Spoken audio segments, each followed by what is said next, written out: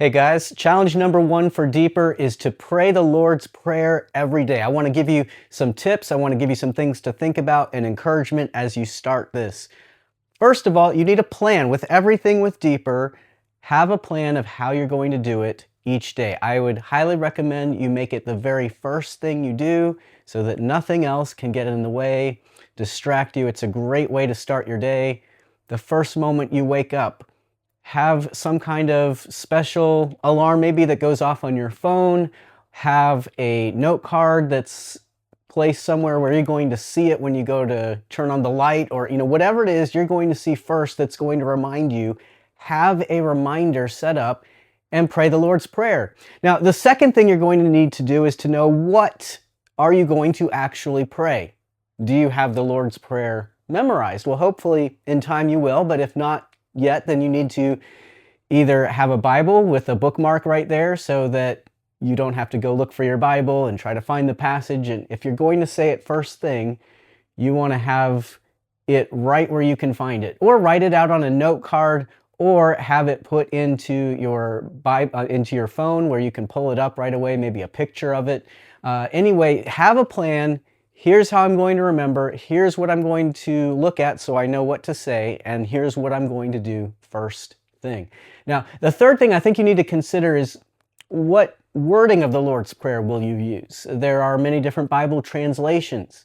I would typically recommend a more modern translation. However, with the Lord's Prayer, I think there is something special, at least for me. You can pick out whichever translation you want, but I like to say it in sort of the traditional older style wording. Our Father, which art in heaven, hallowed be thy name.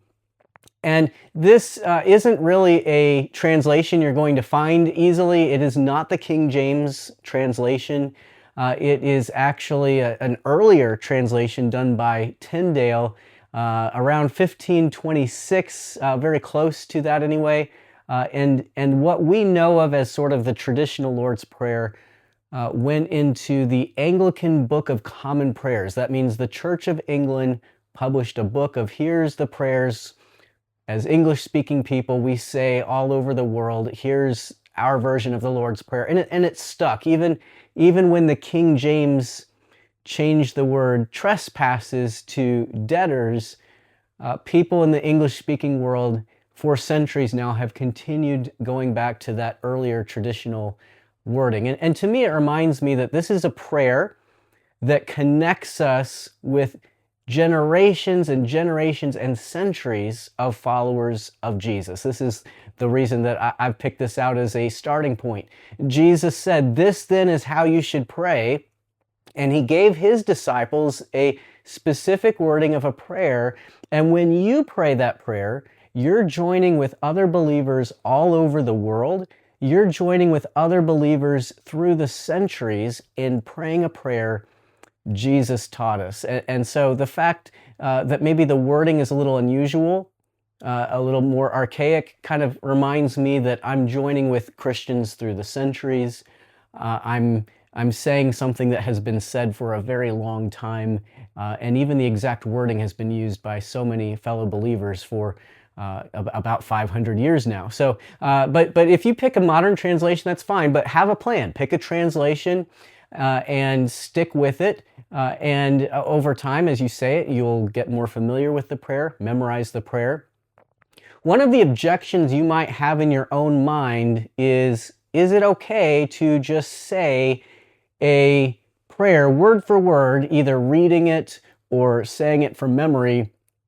Aren't our prayers supposed to be more relational, conversational?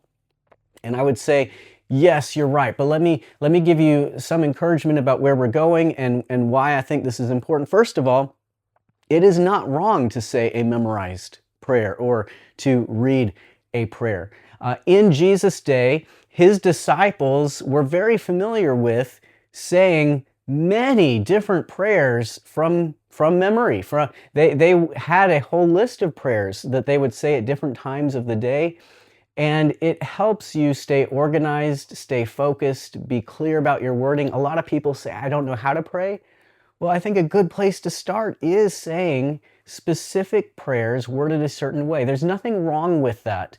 I do think you want to go beyond that. But for right now, we're just simply starting a habit of focusing on God, thinking about God, talking to God, and the easiest way to start building that habit is just get the Lord's Prayer. It only takes about 15 to 20 seconds to say, so you can't complain you don't have time.